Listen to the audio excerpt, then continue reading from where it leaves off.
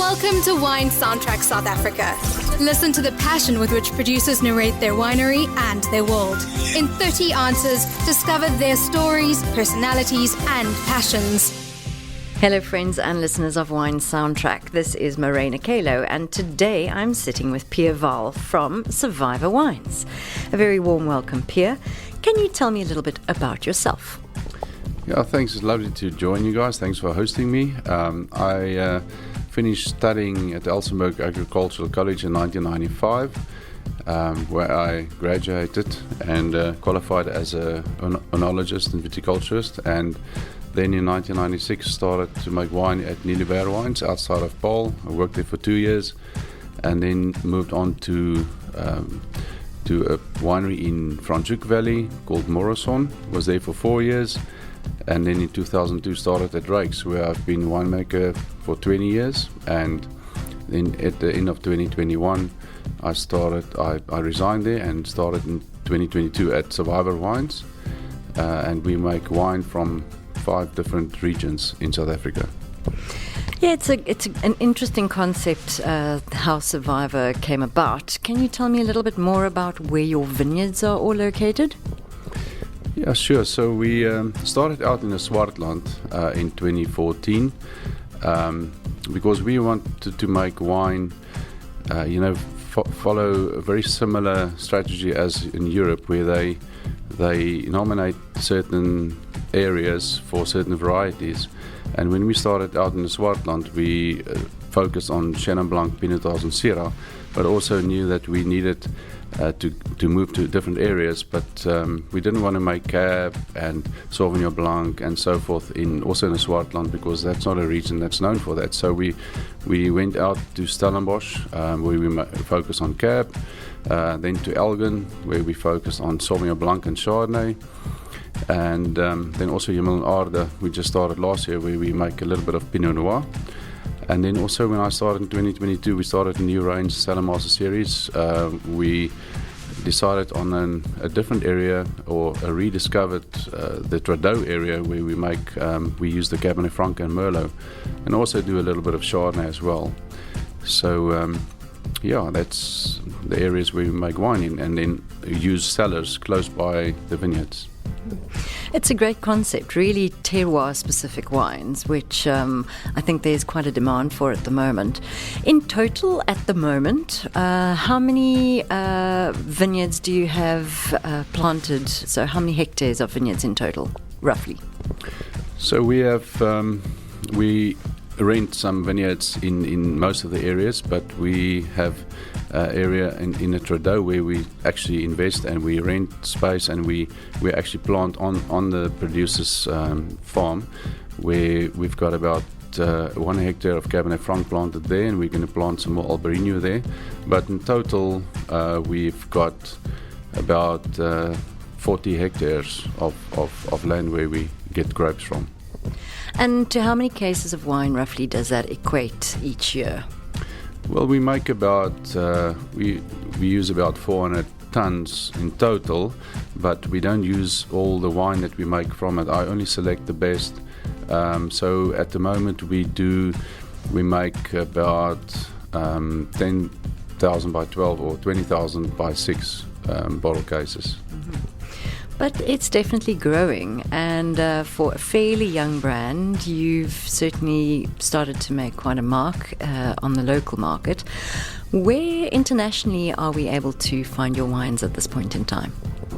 So we also, obviously we want to grow. It's not easy times to grow a young brand in, but we believe we got the quality and we got the right price, and the price-quality ratio is really excellent. So a lot of guys start locally, but we've done it differently. We started exporting because we had other brands who did really well overseas, and we had the importers already, so we made use of them. And so at the moment we sell most of our wine in Netherlands and in Belgium, and also quite a bit in China, but China has obviously been quiet the last couple of years. We've done a little bit of business in the USA, UK. We just found a new importer, and a little bit in Denmark. Sweden, we're working with tenors, and still trying to find our feet in Sweden. I mean, a lot of small countries. I think a lot of the smaller producers, they don't normally have one big country. They have import country. They have a lot of small importers in a lot of different countries. So at the moment, we putting all our focus in the local market, because you have to be strong locally. We're getting a lot of foreign tourists, or a lot of tourists who's obviously been introduced to our wines, and they will then spread the word when they go back home. So we putting all our effort and budgets into expanding our local market. It's great having such a wide footprint, especially, as you say, a young brand such as Survivor is. It's really fortunate to have that footprint at such an early stage. So, Pierre, about you, when did the wine bug bite you, so to speak? Was it something, were you born into a winemaking family? How did it come about? No, not at all. A wine drinking family, yes, but I'd say, my father was in the citrus industry, so I grew up all over South Africa. Initially, spent some time in the Eastern Cape. I was born there, and then we moved a bit. We moved and stayed in Gauteng for a couple of years, which is not a wine area, but also joined my father whenever we went to citrus farms. Went out with him to Sabi and Elspruit, and I love nature. And then we eventually moved back to Port Elizabeth, and then to Paarl when I was 11 years old.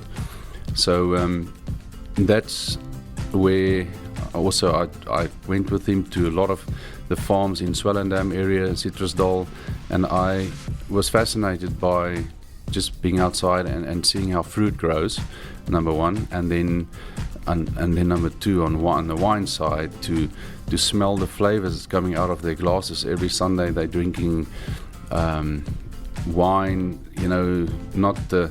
Back then there weren't a lot of different brands, but still remember the old the Kuhlenborgs and the Boschendals and those kind of wines, and just the flavors coming out of those glasses. I couldn't believe, and I didn't understand where all these flavors came about, because for me wine was made from grapes, and then yet I smelled gooseberries and I smelled figs, and I just didn't understand, and it just fascinated me how the flavors would jump out of these glasses, and so that just intrigued me as a child. Although I wasn't allowed to drink, but I could smell and just take sips without them noticing. And my son does the same at the moment, so I'm a bit wary of that. But so that's where. And I obviously brought up in Paarl in high school. It's in the heart of the winelands, and you've got wine breathing, agriculture, and it just triggered my. And I've got very much a scientific side and an art side to me. So I want to not only, I want to create something from the product, and not like my father was. The citrus you would pick and pack, and you had to consume it within 6 months. But with grapes, you can produce something with the product and talk about it for 20, 30 years down the line, and still taste that product after so many years. And it's just so many. And I love traveling, and wine takes you places, as you know. As I know, indeed. And speaking of travel, having travelled abroad quite extensively, which I know you have, you've undoubtedly tasted a lot of international wines. Are there any international wines that have stood out for you, that you've tasted, that have really, really impressed you, and really, really not impressed you? Well, in 1995, after my studies, I went with all 12 of our students who went abroad. For my first time, I went into Burgundy, and it just blew me away. I'm known. When people think about me, they think about tasting my wines. They think about Pinotage and or Chenin. And when I, in 95, tasted Pinot Noir out of a barrel in Burgundy, it just blew me away.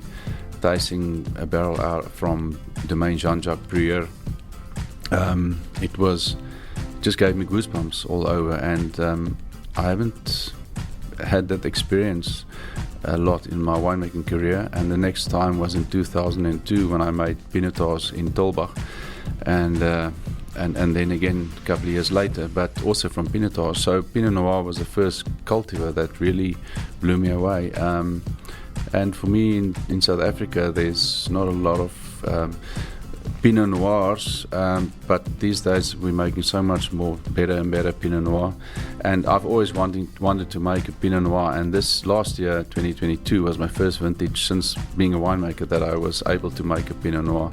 And so that was one on my bucket list for sure. And then obviously, thinking about other wines.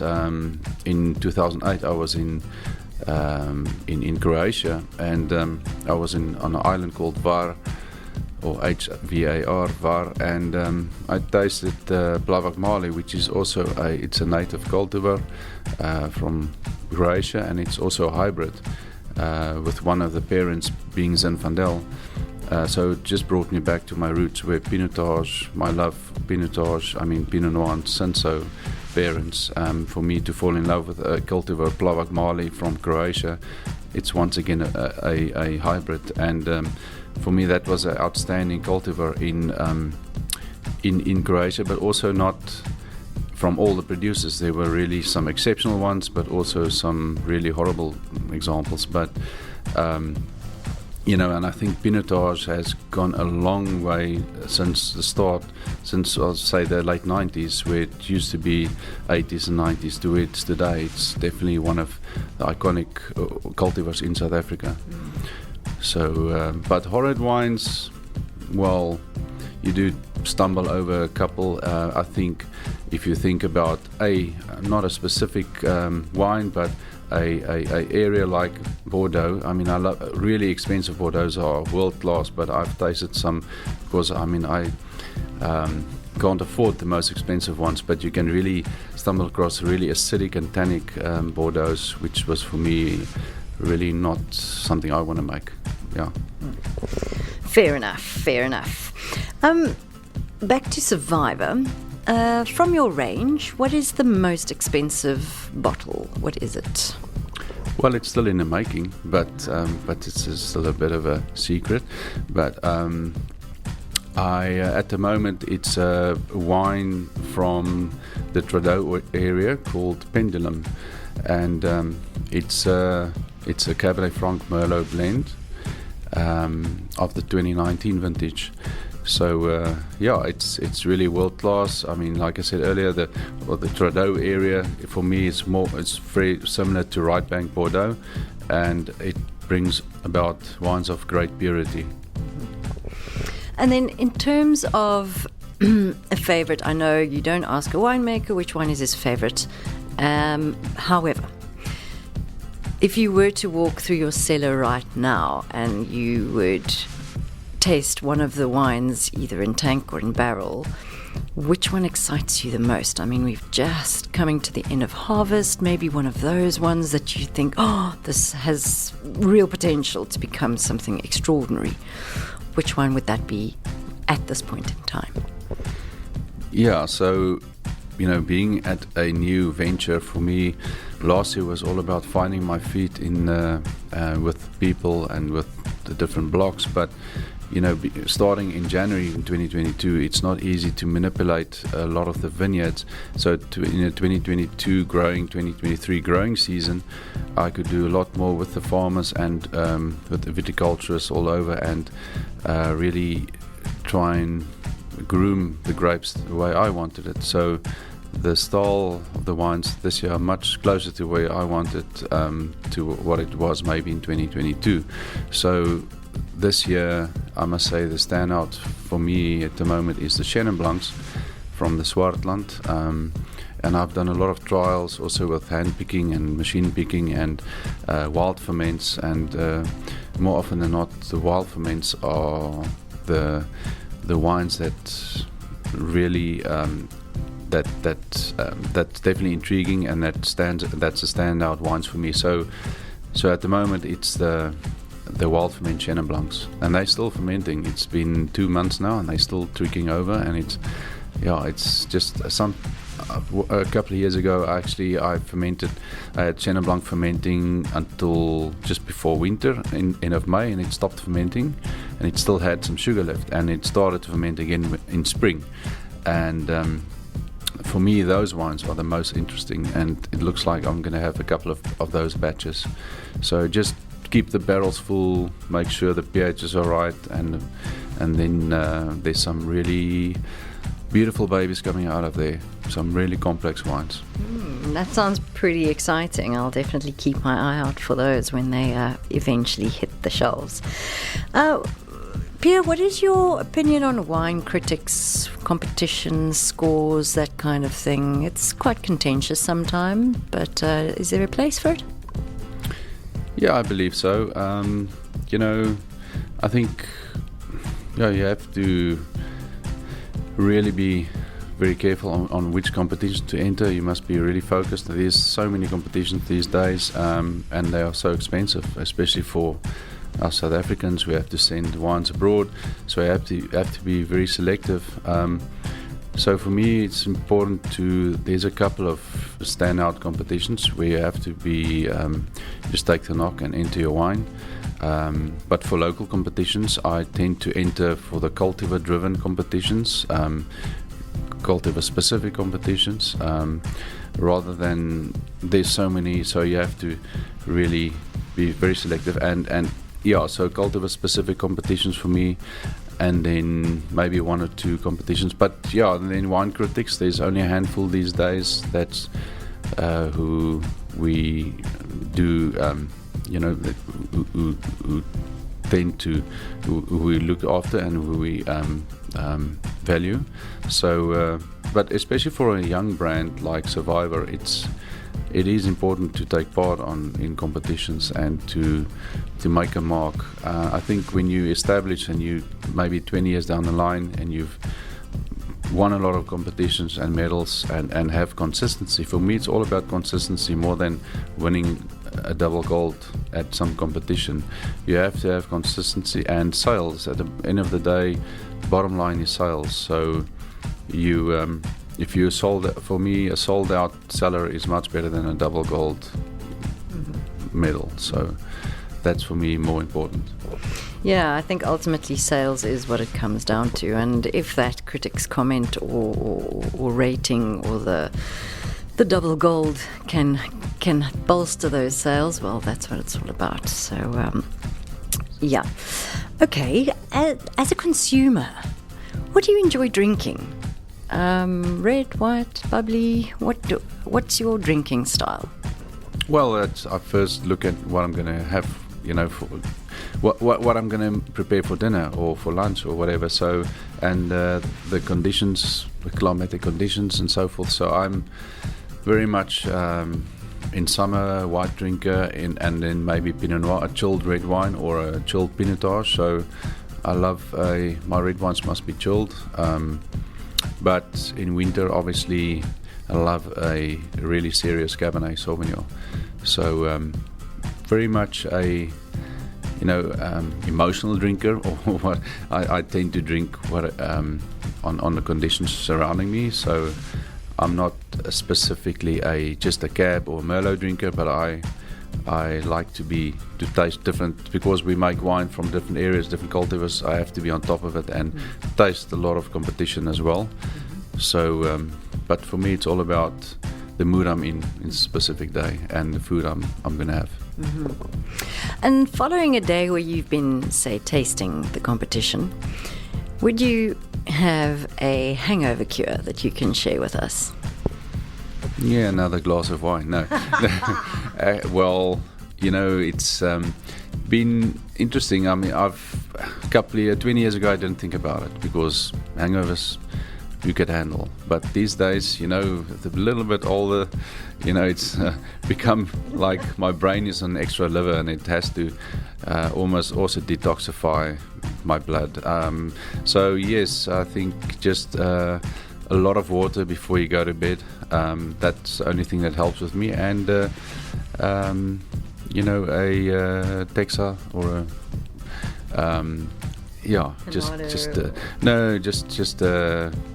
a antihistamine. Antihistamines. Okay, that's an interesting one. I haven't heard that one. I'm going to put that to the test next time I need one. Okay, so I know at present Survivor doesn't have a brand home yet.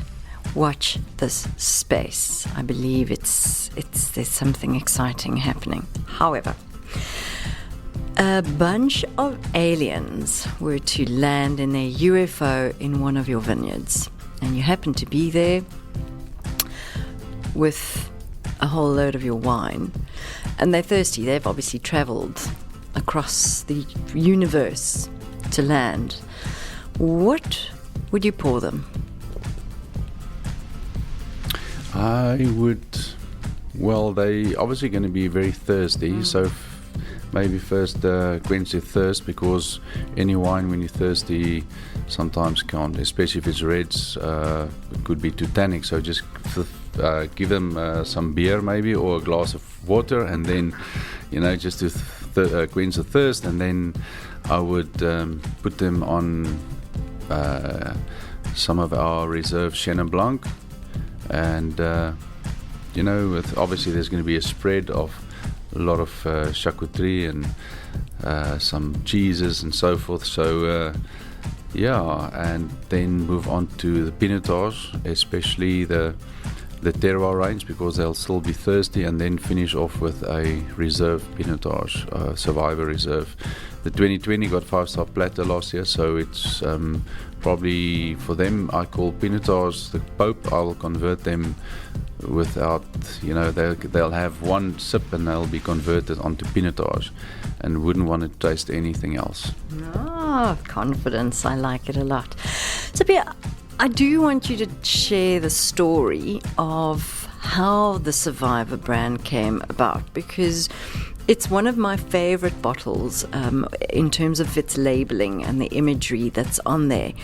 And I know there's a story. Can you please tell us that story? Sure. So in 2009, just take you back a couple of years. The farm next to the vineyards where we get our grapes from, the farmer there farms with Nguni cattle. So on one beautiful sunny Saturday morning, he had 20 Nguni cows, which he took to an auction about 30 kilometers from there. And when he got to the destination, he saw that there were only 19 left on the back of his truck. And so he couldn't understand what happened to the 20th. So what happened was that this beautiful Nguni cow jumped off the back of a truck, and she landed in the vineyards just next door to where he was. He didn't see it happening, and the farmer saw a cow eating grapes, Cabernet grapes, in his vineyard, and he went to go and fetch her and just clean her up a little bit. She had a bit of blood on her face, and he then put her on a field. And he didn't know where she came from, nothing. And then 2 weeks later, the owner of the cows, of the cattle breed or cattle herd, came to have a barbecue with him. But no, they didn't barbecue her, so don't get worried. So they had a lot of wine and a couple of steaks, and then at the end of the evening, the cattle farmer told this viticulturist about the story about one of his cows that went missing on the way to an auction. And the viticulturist then told me a story about him finding this cow in the middle of his vineyards, and he then showed where she was standing, and the farmer went to have a look at the cow, and he found out that, or he saw that it was his, and he then said, "Wow, this is so." He put one and one together, and she had to jump, and then they called the survivor, and then she's still on the farm, where she's now 13 years old. Last year she had 11 calves, and she'll probably have one or two more, and then they only get to be about 18. But the 11th calf looked very similar to the mother, so we kept him. It's unfortunately not a cow; it's a bull. But so we'll keep him with his mother, and just to, we need someone to take over the range one day. So, but and then in 2014, the owner of Overhex, he's got a lot of different brands. He wanted to start a really exceptional, next level, top-notch wine, quality wine, and he was looking for a name. And he went to visit the farmer, and he then, after a lot of wine, everything happens. All the best decisions in life happens after wine. So he then asked him about if he knew about any name. Please let him know. He was looking for something really exceptional, just with a nice story. And then he told him about the Nguni cow jumping off the truck and the name Survivor. And he then said, wow, this is a beautiful story. And it's actually not only about the cow, it also reflects on the human beings, about us being survivors. And a lot of, we've been through a lot the last couple of years, the human race. So we being survivors, and I think any one of us can reflect and see where they can use the word survivor in their lifestyle. So definitely, it's been going since 2015, and I am the second winemaker, and we're just going to take strength to strength. We're going to move from 100,000 bottles to eventually, the aim is 600, but we will probably in the next 2-3 years just move it up to 200,000 bottles. The growth and how a brand comes to exist, it's such an interesting story. I really love that. Pierre, what did the 5 or 6 year old little Pierre want to be one day? Sure. I always wanted to, I could dream, I could fly. I was like wanting to fly. I wanted to become a pilot when I was that age. But then, believe it or not, a game ranger. I was just so mad about nature and about being out there and working with animals, and just didn't want to sit behind the counter and talk to people and be a lawyer or whatever.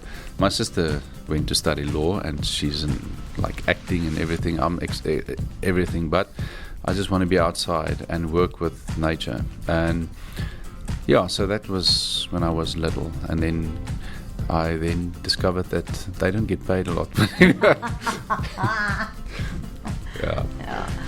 And then when you're not in the cellar or busy in the vineyards, what do you do in your free time? Well, I enjoy, these days a lot have changed. I used to play a lot of golf. I love to go fishing. But now I've got 2 kids, and most of the time is, Daddy, can we please kick a ball? So it's like playing ball with the kids. So that's my free time, although it's not free time, but luckily I also enjoy it. So I love doing things with my kids, and go cycling. But because I've moved from Tolbach to Paul, I obviously have much different routes now, and I need to find different cycling buddies. Mm-hmm. Okay, very important. Are you into music? Any particular music or genres that you enjoy? Well, I love all kinds of music, just not heavy metal. So I love stuff like The Weeknd, the old Queens. I love the 80s. I'm an 80s fanatic. So definitely, there's been... I tried singing myself, but no. Maybe Happy Birthday. But no, I'm very much all over. But I like it laid back. I used to love techno as well when I was a student. I still do now and then on Friday nights, but most of the time I just 80s is my go-to genre. It's a familiar favorite that always wins on the day. If you were to take Mrs. Wahl out for dinner, what bottle of wine would you order for her? I'm going to say it's just like taking her for a braai. No.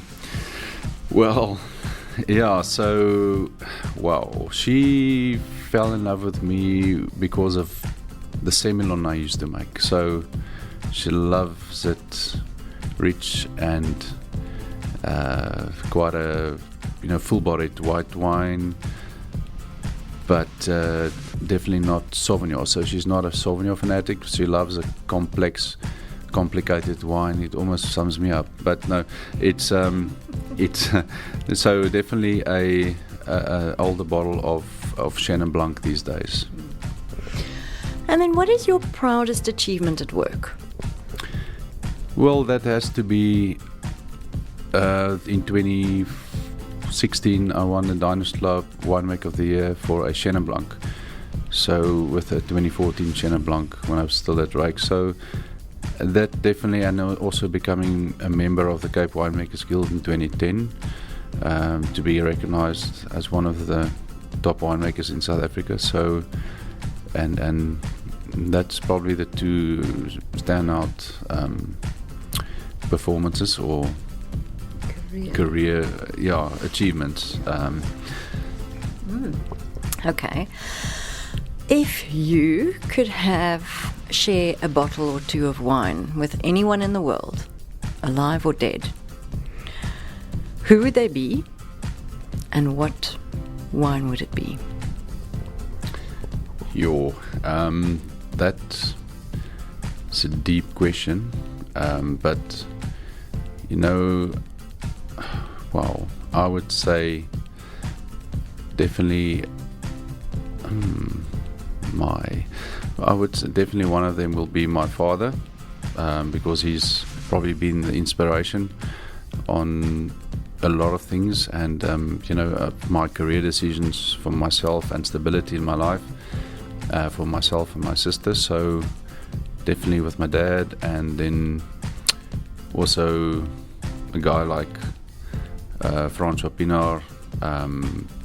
He was one of the stuff he said also after the World Cup, and the achievements he had just after apartheid years, and he's still an icon. A lot of people will probably say Angelina Jolie or something. That was my fantasies, but definitely not my. So with her, I'll probably drink some really sexy Pinot Noir or something. But with my dad and Francois, maybe a Chateau Petrus or something like that, if I had the money or the opportunity, because it's exceptional and it's a once in a lifetime opportunity. I'm definitely on your page with the Petrus, and I wouldn't go for Angelina, but I might consider Brad Pitt. Oh, that choice. Okay, I need to focus again. Let's focus. Those aliens that you converted to loving pinotage earlier, you've all had an absolute ball, had the best time ever, and they loved you and your wine so much that they want to take you back into space to meet their leader. And they've asked you to bring 3 bottles of wine with you from any, it could be your wines or any other wines that can really represent, what wine is about. What would you take? Oh yes, definitely a bottle of Pinotage 2002 or even 2007, because that was that I still had it made at Rakes, and then for sure a bottle of Chenin from the Loire, a lovely Vouvray Domaine Huet, 1985, I love I was there in Loire in 2019, and the old Loires are super wines, and just aged beautifully and still drinks like a 4-year-old white wine. So, and just to show them, the ageability of Shannon. Then probably on the red side, on international red side, it would be a Burgundy for sure, a really old Pinot Noir.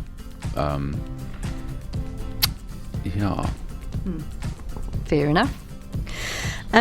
Is there a winemaking region anywhere in the world that you still want to explore? Well, I went in 2007. I made wine in the Rhone Valley, which was really amazing experience. I got to see the World Cup as well, Rugby World Cup. So had some benefits, not only winemaking, but on where I would like to see, maybe, believe it or not, a place like Canada.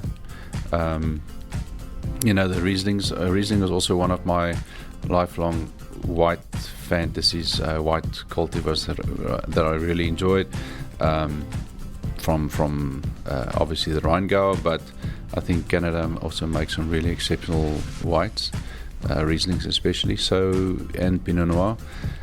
So definitely, Canada. Yeah, I think it's an interesting region. They're making some really, really cool wines that are changing the face, I suppose, in some ways. We're almost done. However, before we finish, I'd like to play a little game with you.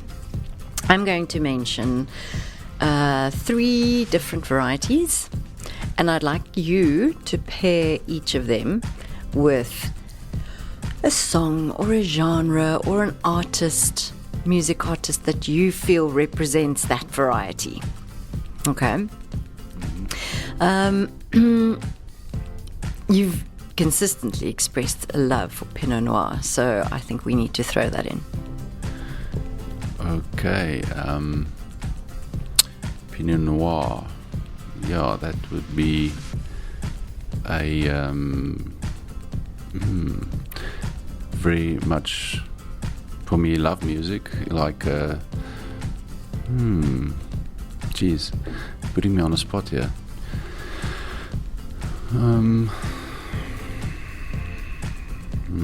It's, gosh.